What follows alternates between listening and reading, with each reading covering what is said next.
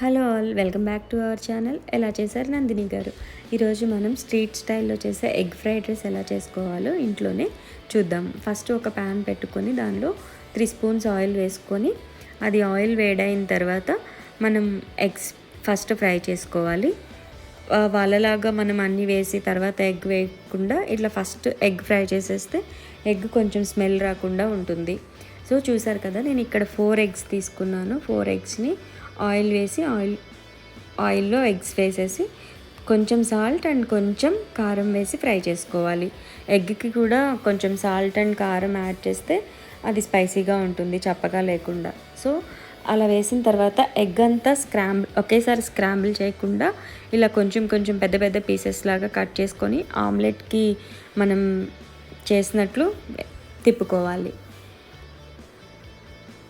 నేను ఇక్కడ వీడియోలో చూపిస్తున్నాను కదా, సో అలాగే సేమ్ మీరు కూడా అలాగే చేయండి.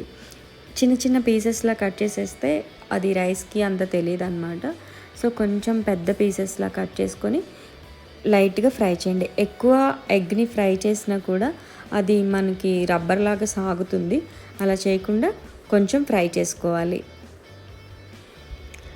ఈ ఎగ్ ఫ్రైడ్ రైస్కి కొంచెం ఆయిల్ ఎక్కువే వేసుకోవాలి, ఎందుకంటే మనం రైస్ యాడ్ చేస్తాం, అలాగే ఆనియన్స్, క్యారెట్ ఇవన్నీ యాడ్ చేస్తాం కాబట్టి ఆయిల్ అంత ఎక్కువేం అనిపించదు. ఇక్కడ నేను 4 స్పూన్స్ ఆయిల్ వేసుకున్నాను 2 గ్లాసెస్ రైస్కి.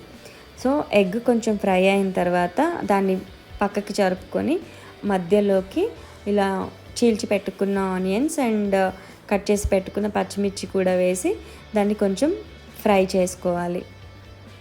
ఇలా ఏం కాదు, ఫ్రై అయిపోతే ఎగ్ని ఒకవేళ మీరు పక్కకి తీసేసుకొని ఒక బౌల్లో వేసుకున్నా పర్లేదు, అలాగే అదే ప్యాన్లో పక్కకి జరిపేసి ఫ్రై చేసినా కూడా ఏం పర్వాలేదు. సో దెన్ ఆనియన్స్ అండ్ పచ్చిమిర్చి ఫ్రై అయిన తర్వాత కొంచెం అల్లం వెల్లుల్లి పేస్ట్ వేసుకోవాలి. దీనిలో అల్లం వెల్లుల్లి పేస్ట్ వేసుకొని కొంచెం పచ్చివాసన పోయిన తర్వాత కట్ చేసి పెట్టుకున్న క్యారెట్, బీన్స్, ఇంకా మీ దగ్గర ఏమైనా ఉంటే అవి కూడా వెజిటబుల్స్ వేసుకోవచ్చు, క్యాబేజ్ ఇవన్నీ కూడా. సో నేను ఓన్లీ క్యారెట్ యూజ్ చేశాను. నాకు బీన్స్, క్యాబేజ్ అంత ఫ్లేవర్ నచ్చదు కాబట్టి నేను ఓన్లీ క్యారెట్ అండ్ ఆనియన్స్, పచ్చిమిర్చి వేసుకున్నాను. ఇవి అంతా ఫ్రై అయిన తర్వాత కొంచెం పసుపు కూడా యాడ్ చేసుకుంటే కొంచెం కలర్ఫుల్గా ఉంటుంది.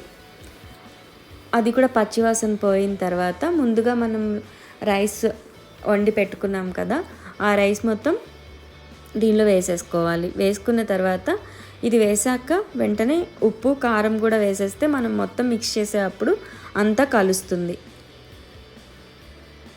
ఎగ్లో ఫ్రై చేసేటప్పుడు కొంచెం సాల్ట్ వేసాం కదా, ఇప్పుడు చూసి చెక్ చేసుకొని వేసుకోండి, ఎందుకంటే ఫ్రైడ్ రైస్కి మళ్ళీ సాల్ట్ ఎక్కువైతే బాగోదు.